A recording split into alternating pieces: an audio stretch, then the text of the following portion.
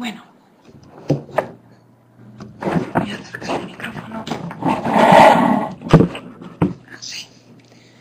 Bueno, entonces, empezamos. El tema 1 lo tenéis colgado, es tema de introducción, no tiene mayor problema porque son todo evolución histórica, tal y cual. Cualquier problema me preguntáis.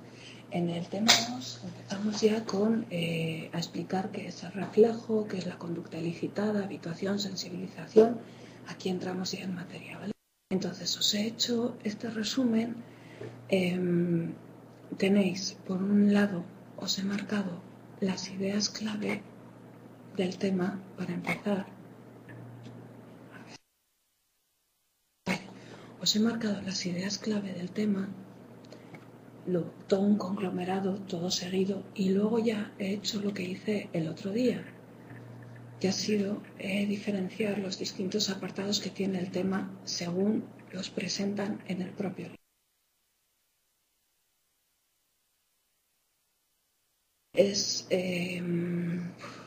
un poco rollo.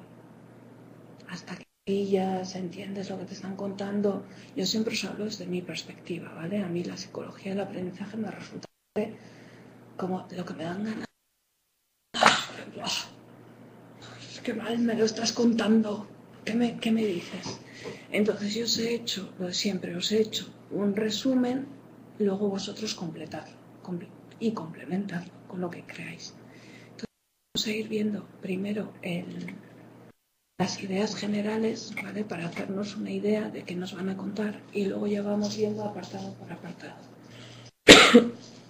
A ver, entonces, bueno, nos empiezan diciendo que gran parte de la conducta en el ser humano y en los animales tiene lugar como una respuesta a los estímulos, es decir, que ocurre de forma elicitada, ¿vale?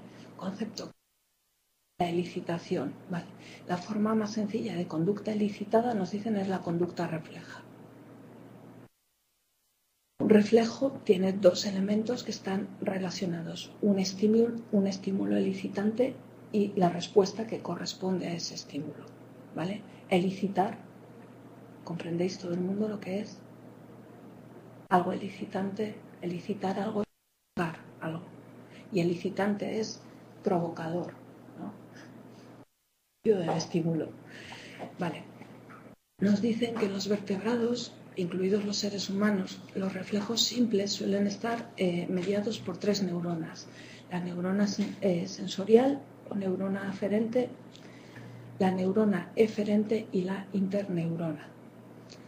Entonces, si estamos hablando de reflejos simples, tenemos que tener en cuenta que vamos a tener esa neurona eferente, que es una neurona sensorial, que lo que hace es transmitir el mensaje sensorial, lo que recibimos a través de los sentidos, a la médula espinal. El impulso neuronal que se deriva de esto se transmite a la neurona motora o neurona eferente, que es la que inicia la acción que responde a ese estímulo elicitante, que activa el músculo involucrado en la respuesta refleja. Y luego está la neurona o las neuronas sensorial y motora, rara vez se comunican directamente. Entonces nos dicen que los impulsos que se dirigen de una a otra pasan al menos por una interneurona, ¿vale? El conjunto que formado por la neurona aferente, la interneurona y la neurona eferente es el arco reflejo. Es otro concepto importante del tema, ¿vale? En los vertebrados nos dicen... ¿Qué pasa aquí?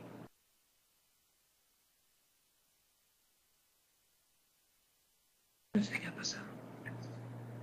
Bueno, en los vertebrados nos dicen el arco reflejo representa el número mínimo de conexiones neuronales necesarias para que tenga lugar el acto reflejo. ¿De acuerdo? Tenéis cara de que estáis sufriendo. Estáis como... Tú puedes hablar. Perdonadme. No sé, en parte digo, me miran como las vacas al tren. Vale. A las secuencias de respuestas típicas de especies particulares, de especies animales particulares, se les denomina pautas de acción modal. ¿vale? Si respondemos a un estímulo de determinada manera siempre y en dependencia de cómo responde nuestra especie, estos son pautas de acción modal. El estímulo responsable de una pauta de acción modal puede ser más difícil de aislar si la respuesta tiene lugar en el curso de interacciones sociales complejas. Si la situación es muy sencilla y vemos claramente cuál es el estímulo y la respuesta que provoca, es muy fácil evaluar el estímulo. Si estamos en interacciones complejas, no sabremos tan claramente qué es exactamente lo que ha provocado una respuesta X. ¿Vale? En algo, confío en vosotras. Que han hecho psicología del aprendizaje. ¿Vale? Venga, ¿qué es eso?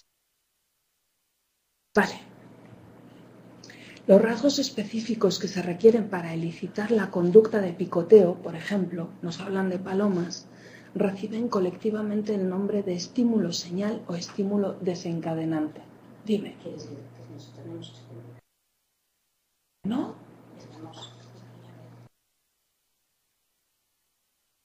Pero disteis aprendizaje. Me dicen, ¿ya no me vais a ayudar? Mejor así, si me confundo no os enteráis. Vale, entonces, bueno, nos ponen aquí el ejemplo de la conducta de picoteo, ¿no? Nos dicen lo que os acabo de decir, que los rasgos específicos que se requieren para elicitar una conducta de picoteo, por ejemplo, reciben el nombre de estímulo señal o estímulo desencadenante. ¿Qué es el estímulo desencadenante? Lo que provoca que se dé un reflejo, una respuesta refleja X. Toda conducta motivada o dirigida a metas, ya sea buscar comida, defender el territorio, alimentar a los vástagos, ¿vale?, implica una secuencia de acciones sistemáticamente organizadas. ¿No? Los etólogos, ¿sabéis qué es un etólogo? ¿Sí? Vale. Los etólogos denominaron conducta apetitiva primeros componentes de la secuencia de comportamiento y conducta consumatoria a los últimos. Es decir, lo que nos hace, lo que provoca que realicemos una respuesta, que unos estímulos desencadenen unas respuestas es la conducta apetitiva, ¿vale? Y la respuesta final es la conducta consumatoria, la que se logra después de haber respondido a una serie de estímulos. ¿Vale? Nos dicen que en general las respuestas consumatorias son altamente estereotipadas. Recordad, por favor, que estamos hablando todo el rato de estímulos básicos y respuestas reflejas básicas, ¿vale?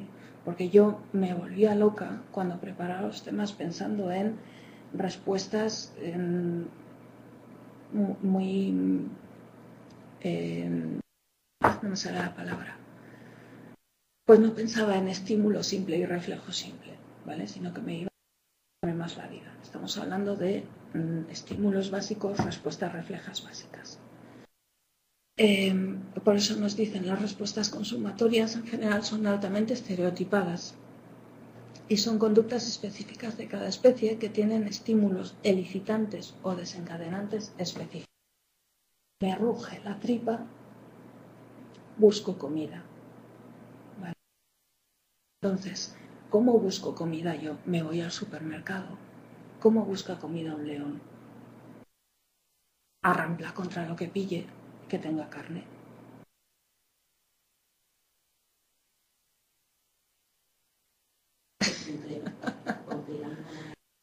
Sí, eso. Vale.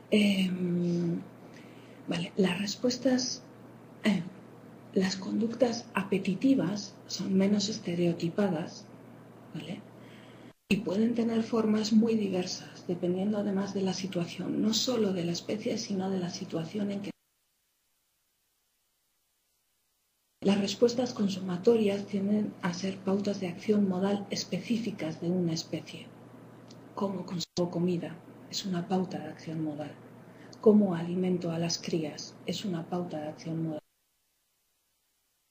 Las conductas apetitivas, por el contrario, son más variables dependiendo del entorno. Por ejemplo, un león en la selva y un león en un zoo cómo responden a ese estímulo elicitante del hambre. ¿Vale? Vale, nos dicen, recordad que estamos viendo de manera muy general, ¿vale? Que está todo el tema mezclado aquí en estos puntos distintos. Nos dicen que las disminuciones de la tendencia a responder producidas por la estimulación repetida reciben el nombre técnico de efecto de habituación. Hay un ruido, ¡pa! ¿Qué hago? Me asusto. Si a los 5 minutos vuelve el ruido, ¡pa! Me asusto otra vez. A la 15ª vez ya no me asusto. Estoy habituada. ¿De acuerdo? Se ha disminuido mi tendencia a responder. Los incrementos de la tendencia a responder se llaman efecto de sensibilización. ¿Vale? A que alguien me dé una torta cada vez que me ve, si veo a esa persona, acabo haciendo, ¿vale? No me vaya a dar la torta. Estoy sensibilizada ante el estímulo que ella me provoca. Los efectos de habituación y sensibilización son dos tipos básicos de cambios conductuales que resultan de la experiencia previa. Lo podemos ver en el Super Nanny. El otro día vimos un trocito de Super Nanny y veíamos. Reeduca, cómo reconduce, cómo modifica las respuestas a X estímulos. La habituación, nos dicen que la principal característica del efecto de habituación es una disminución en la respuesta inicialmente elicitada por un estímulo. Habituación. En el caso de un niño, ¿qué podemos poner de ejemplo?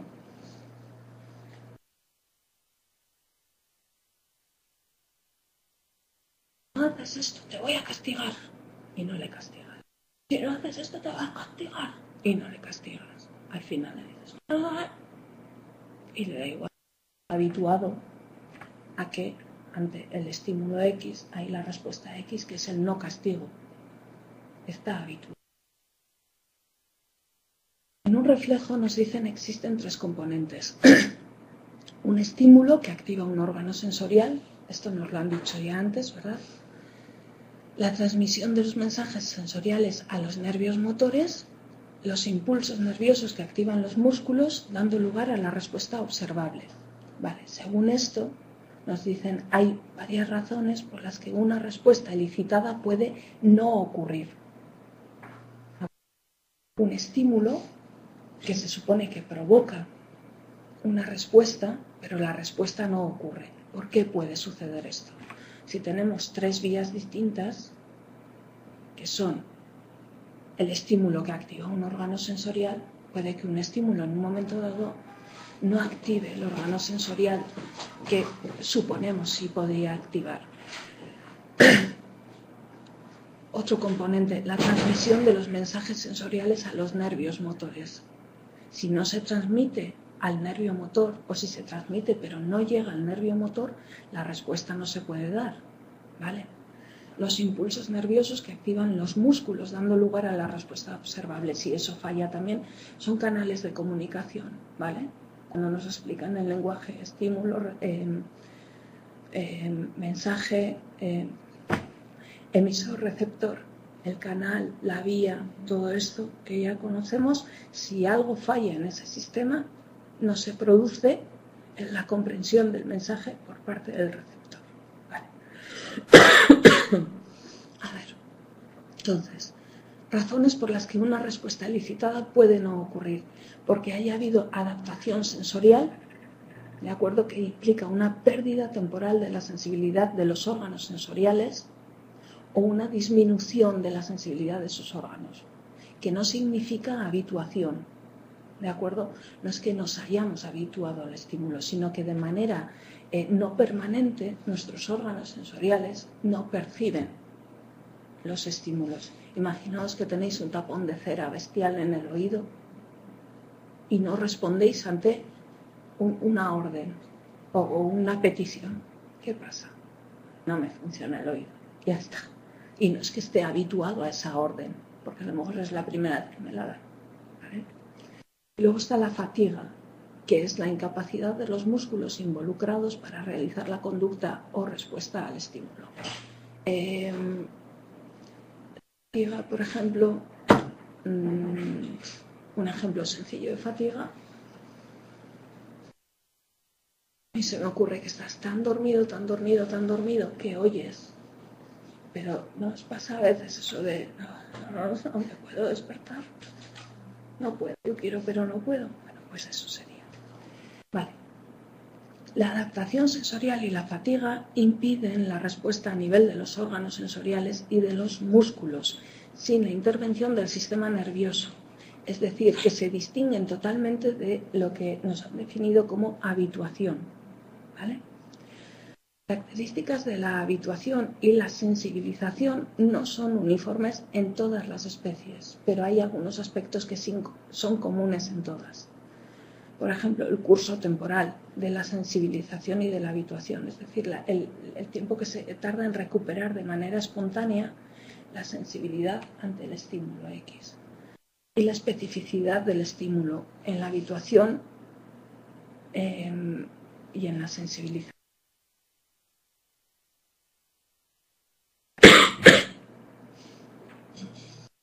Luego la deshabituación.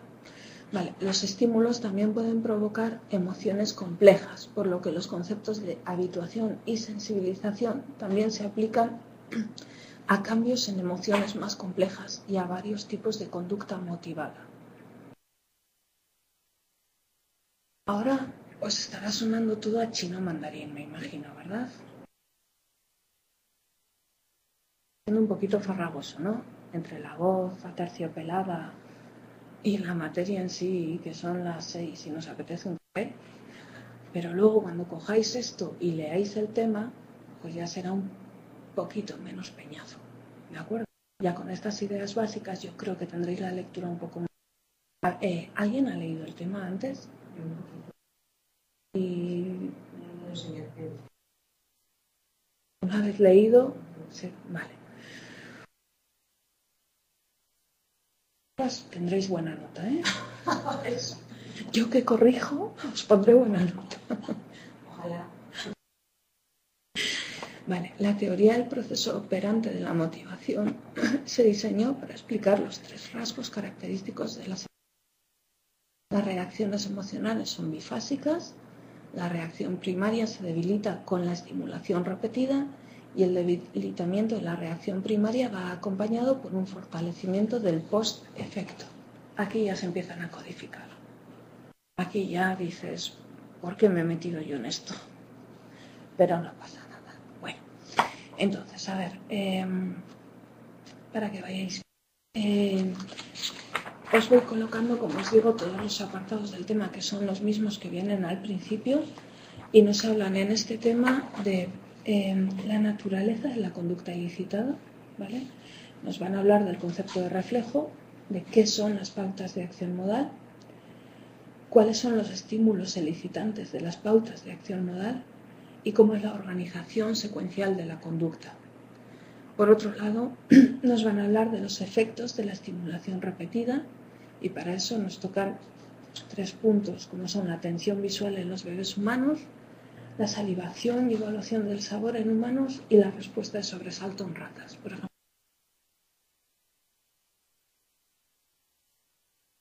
Un poquito de cada cosa.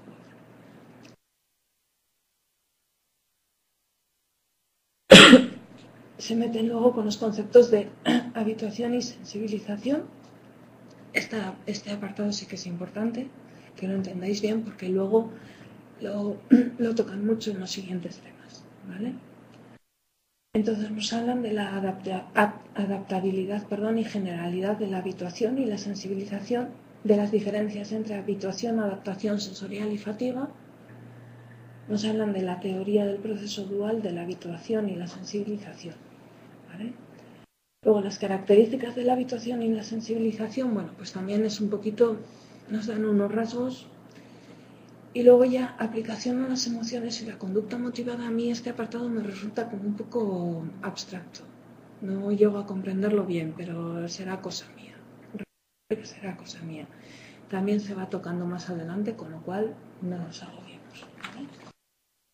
Vamos a empezar, si os parece, miramos el punto 1 y el punto 3, ¿vale? Y luego ya, con lo que nos quede de tiempo, seguimos mirando. Pero el 1 y el 3, que son más importantes, los miramos. A ver. Bueno, pues la naturaleza de la conducta ilicitada. Para decirnos de qué naturaleza es esa conducta ilicitada, comienzan por definirnos el reflejo. ¿Qué es el reflejo? Y nos dicen que un reflejo tiene dos elementos que están totalmente relacionados entre sí. Lo hemos visto antes. Un estímulo elicitante y su correspondiente respuesta. La presentación del estímulo va seguida de la respuesta, y la respuesta rara vez tiene lugar en ausencia del estímulo.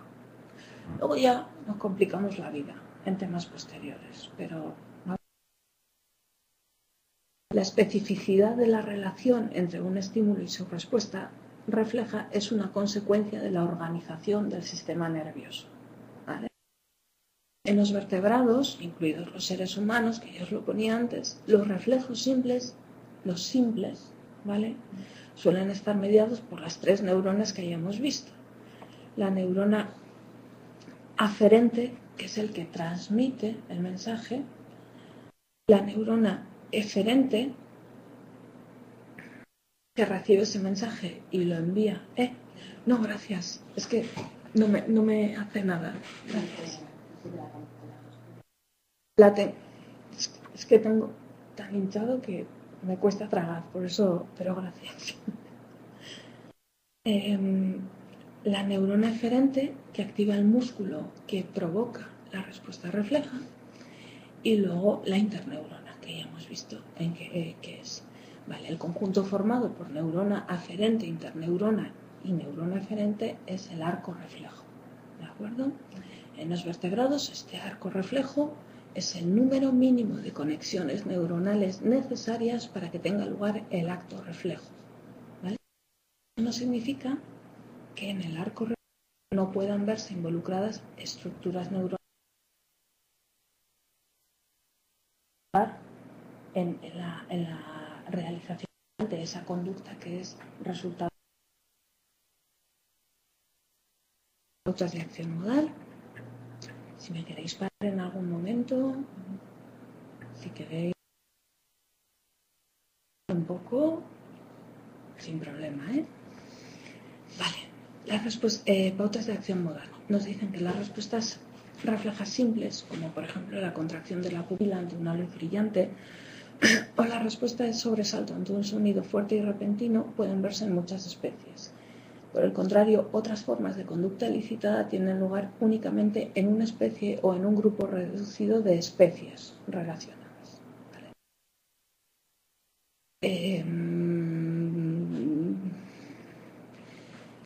Mamíferos, una pauta modal es que cuando las hembras tienen crías, lo primero que suelen hacer es engancharlas, si no estoy confundida, engancharlas a la mama, ya a succionar, ¿vale? De hecho, bueno, las mujeres se supone que es lo que llevan a lavar y no sé qué y no sé cuántos, pero se supone que es súper para que empiece a succionar y a... Entonces, a las secuencias de respuestas típicas de especies particulares, tales como las que aparecen en la alimentación de las crías, se les denomina pautas de acción modal o PAMS. Si queréis ser modernos, los podéis llamar PAMS. Se han identificado pautas de acción modal específicas de cada especie en muchos aspectos de la conducta animal: el comportamiento sexual, la defensa del territorio, la agresión, la captura de presas. ¿Cuál es el animal que se come a la hembra? No, la mantis religiosa, ¿no? Que se merienda el macho cuando han copulado. Las son listas. A decir que son muy listas las mantis.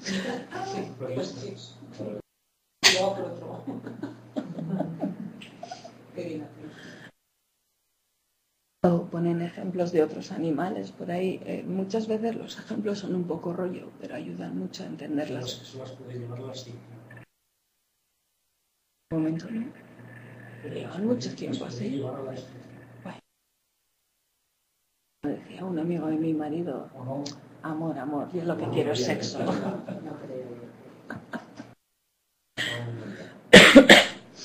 A ver, la captura de presas, por ejemplo, si soléis ver los documentales de la 2, a veces con los animalitos y tal, esos son como muy, reflejan mucho pautas de león, como caza, el león no es el único que caza, pero es el único que se me ocurre.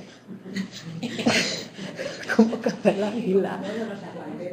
Como cada uno tiene como su estrategia, ¿no? Bueno. Una característica importante de las pautas de acción modal es que el umbral de estimulación necesario para que éstas se pongan en marcha varía en función de las circunstancias, ¿vale? Un león puede poner en marcha sus pautas de acción modal a la hora de cazar en una situación normal, a lo mejor caza una vez al día, imaginemos, o intenta cazar una vez al día, ¿vale? Pero si está en una época de sequía, no hay animales, intentará hacerlo a lo mejor 3. Estoy inventando, ¿eh? O sea, si alguien conoce que esto no es así, que me lo diga, pero es por poner ejemplos comprensibles. Estímulos elicitantes de las pautas de acción modal. A ver, ¿cuáles son los estímulos? Porque si son pautas de acción modal, si son cosas que se repiten, conductas que se repiten en todas las especies por ser la especie que es, ¿no? La reproducción, la alimentación, ¿qué es lo que provoca? ¿Qué estímulo provoca eso? ¿No se dan de manera natural, de manera espontánea? Estas son las preguntas que nos podríamos plantear. A ver, nos dicen que los estímulos elicitantes pueden identificarse fácilmente cuando se trata de reflejos simples, como la respuesta de sobresalto ante un ruido fuerte. Que el estímulo responsable de una pauta de acción modal puede ser más difícil de aislar si la respuesta tiene lugar en el curso de interacciones sociales complejas. Por ejemplo, ¿por qué un animal comienza una pelea, un ciervo? Claro, es que en Pamplona la mayor atracción que tenemos es el gatos y tal, entonces todos nuestros niños van a conocer a los ciervos. Cuando llega la berrea, una caña que no hay manera. Entonces, durante la berrea, ¿qué es lo que ha provocado que un ciervo se enganche con otro?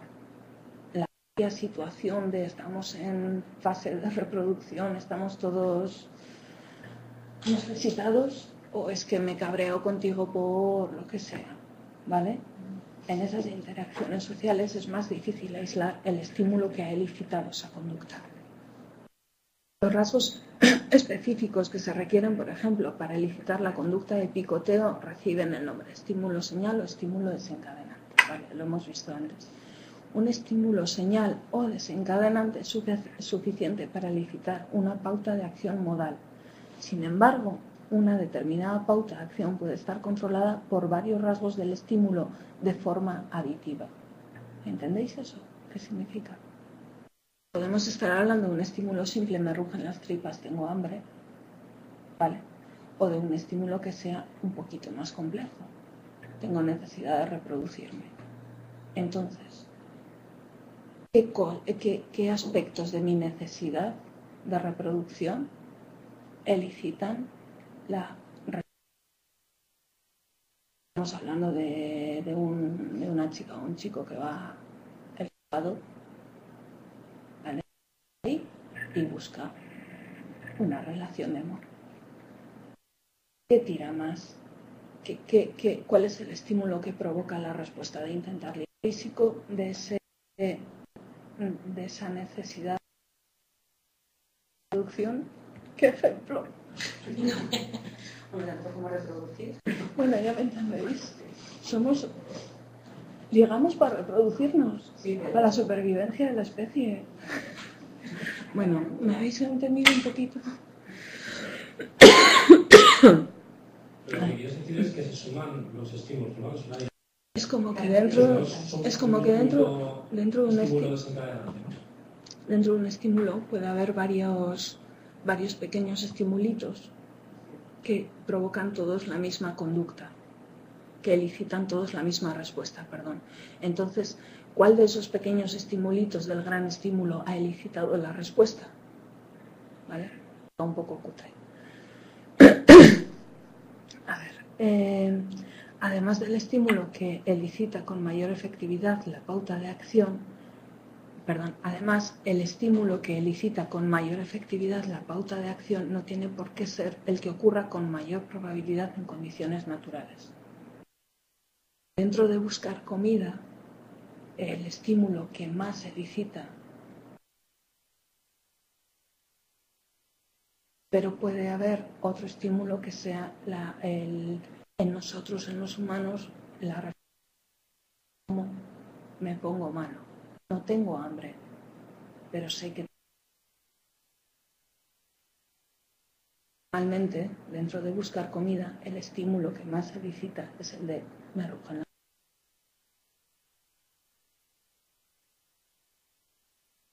Y además es una pauta modal porque buscamos comida. Nosotros, como se dice en el supermercado, los leones cazando lo que pillen. Vale.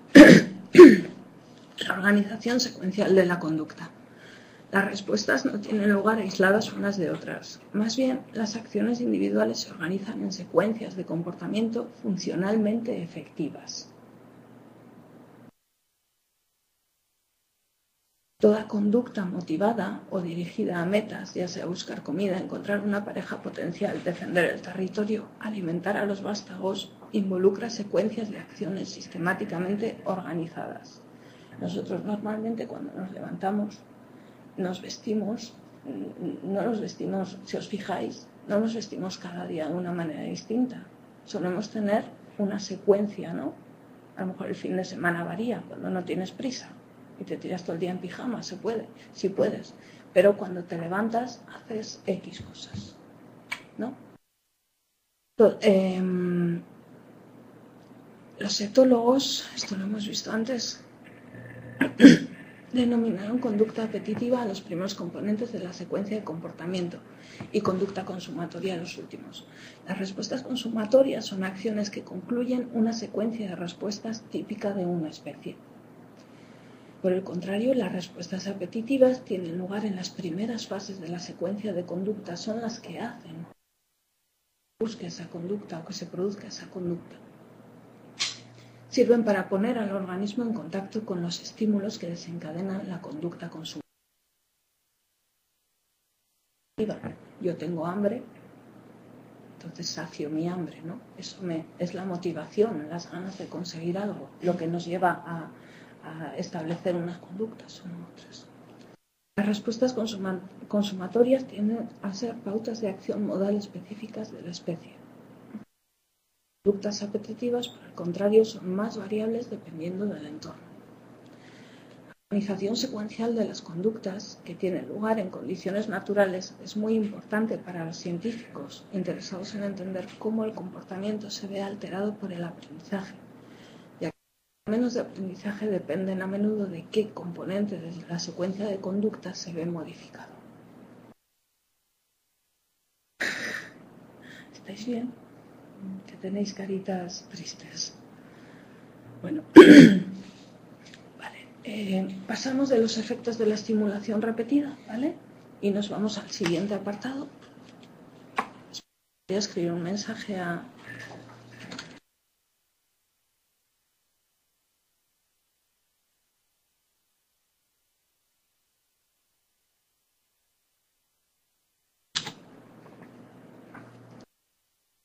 A ver, los conceptos de habituación y sensibilización. Los estudios descritos en la sección anterior, en los efectos de la estimulación repetida, muestran que la presentación repetida de un estímulo elicitante puede provocar tanto disminuciones como incrementos en la respuesta. Los del otro lado se han muerto. Les he mandado un mensaje y no responde nadie. Abandonada. Bueno, Las disminuciones de la tendencia a responder. Está. Vale, gracias. Pensábamos que habíais muerto de aburrimiento. Vale, las disminuciones de la tendencia a responder. ¿Se corta el audio? No sé si es por mi culpa o por la máquina. Ya lo siento. Bueno, las disminuciones de la tendencia a responder producidas por la estimulación repetida reciben el nombre técnico de efecto de habituación. Los incrementos de la tendencia a responder se llaman efecto de sensibilización. Los efectos de habituación y sensibilización son dos tipos básicos de cambios conductuales que resultan de la experiencia previa. ¿Vale? Conocemos de antemano lo que va a suceder y por eso nos habituamos, nos sensibilizamos. Los ejemplos que hemos puesto antes. Todos entendéis, ¿no? Habituación, sensibilización. Vale, perfecto.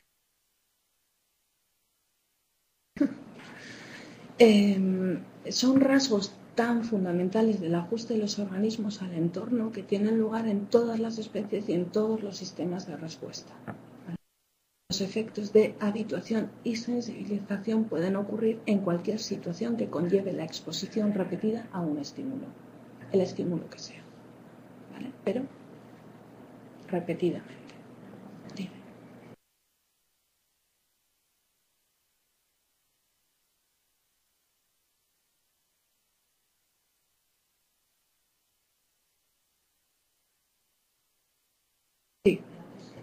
Sí, me estaba preguntando vuestra compañera la diferencia entre habituación y sensibilización. Dice que la sensibilización aumenta la respuesta. Cuando tú tienes un estímulo y tienes la respuesta, si tú te acostumbras mucho a este estímulo, la respuesta tiende a desaparecer. Estás habituado, ya no hay respuesta. ¿Vale? Dejas de asustarte ante un ruido fuerte. ¿Vale?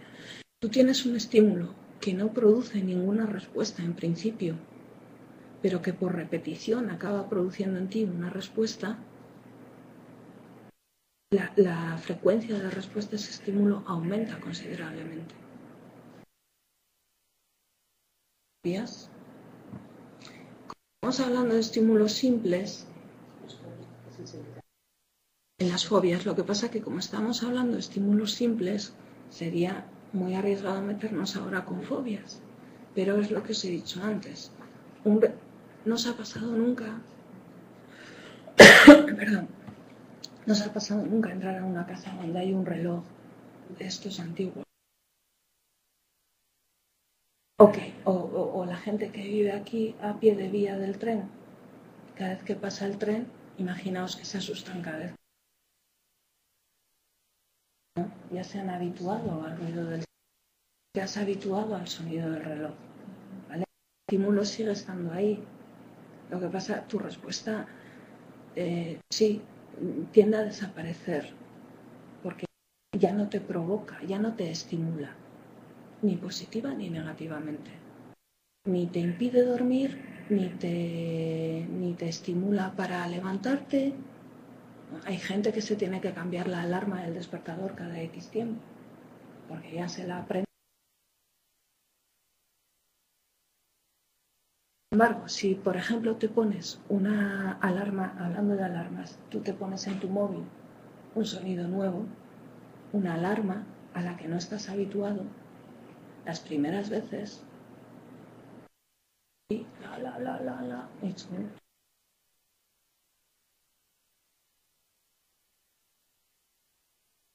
cuarta, pero a la quinta respondes, a la sexta respondes, a la séptima, octava, a la décima respondes mucho antes que lo hacías a la quinta.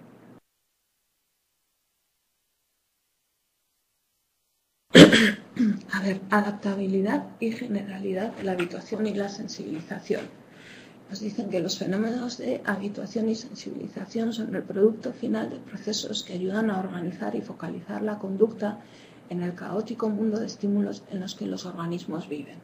Son como una adaptación al entorno. Puedes estar continuamente estimulado por...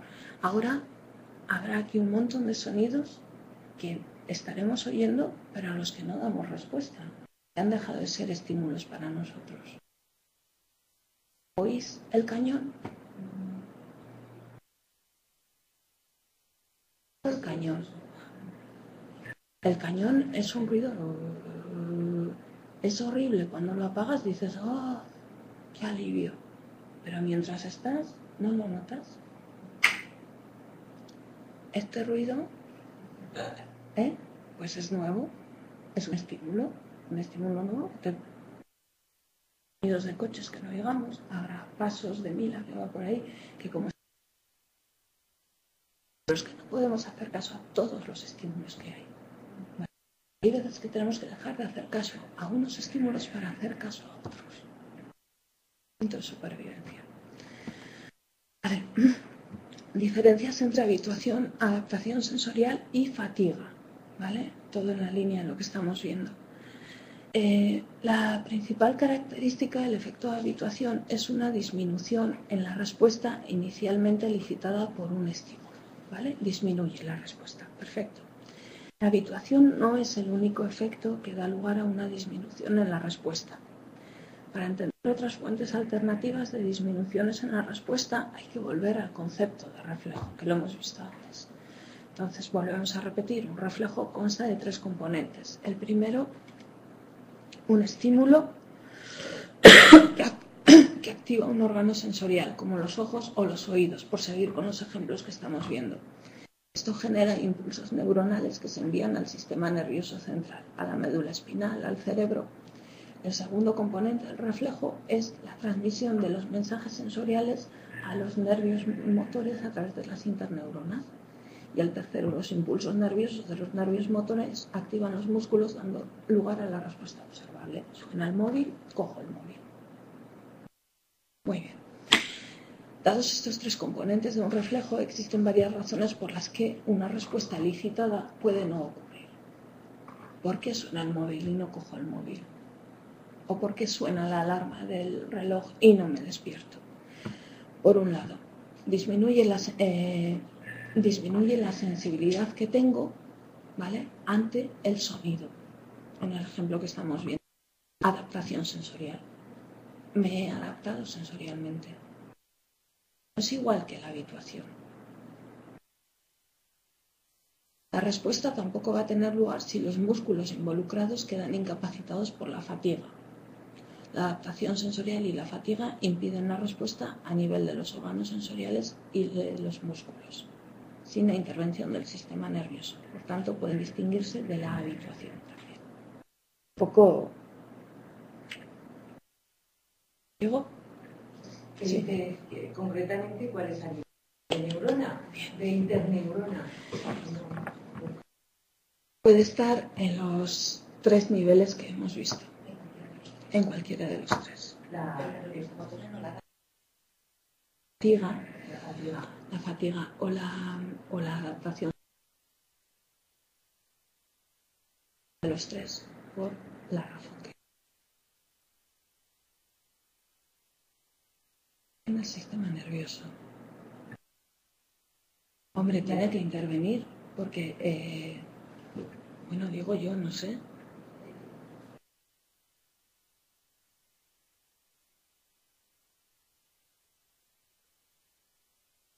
No, bueno, no, puedes tener razón, porque puedes tener razón, porque lo que haces es que estímulo por adaptación sensorial. Por ejemplo, cuando vas por carretera y hay muchos coches seguidos que van con las largas, el primero te deslumbra, pero el siguiente no te deslumbra. Y luego, si tú no haces si al percibir esas luces largas dejas de parpadear,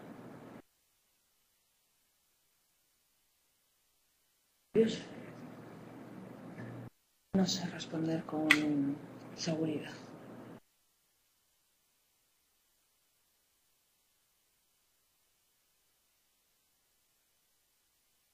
Lo anoto y lo miro, ¿vale?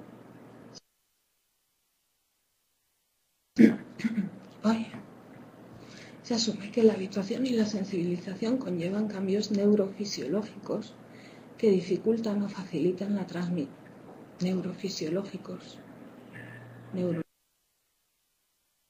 que interviene el sistema nervioso. Entonces, la habituación y la sensibilización conllevan cambios neurofisiológicos. Sí, pero en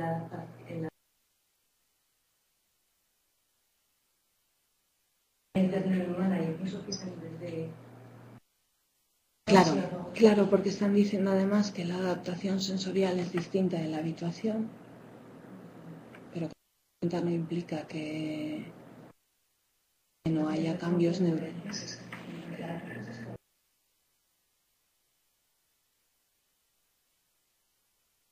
Por tanto, pueden distinguirse Y la intervención del sistema nervioso. O sea, que no es que, vale, no es que falle el sistema nervioso, lo que falla es que no te funciona la mano, por ejemplo, ¿no?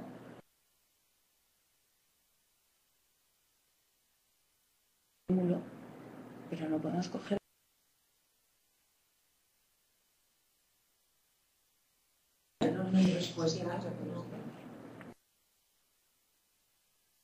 Yo tengo un entendimiento limitado en esto, ¿eh? Bueno, en los estudios sobre habituación, la adaptación sensorial... En los estudios sobre habituación, la adaptación sensorial puede descartarse, ya que existe evidencia de que la habituación es específica de la respuesta. La fatiga también puede descartarse como causa de la habituación por medio de evidencia, porque muestra que la habituación es específica. Esto me parece que he mezclado cosas aquí.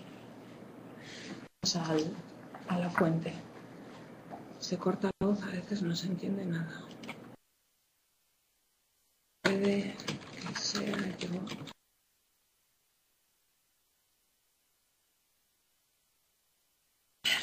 3, 2. A ver, así no.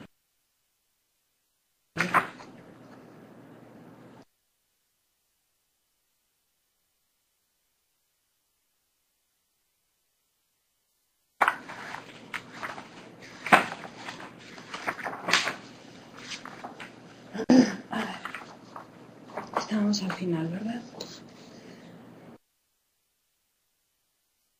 En los estudios nos dicen que en los estudios sobre habituación la adaptación sensorial puede descartarse, ya que existe evidencia de que la habituación es específica de la respuesta.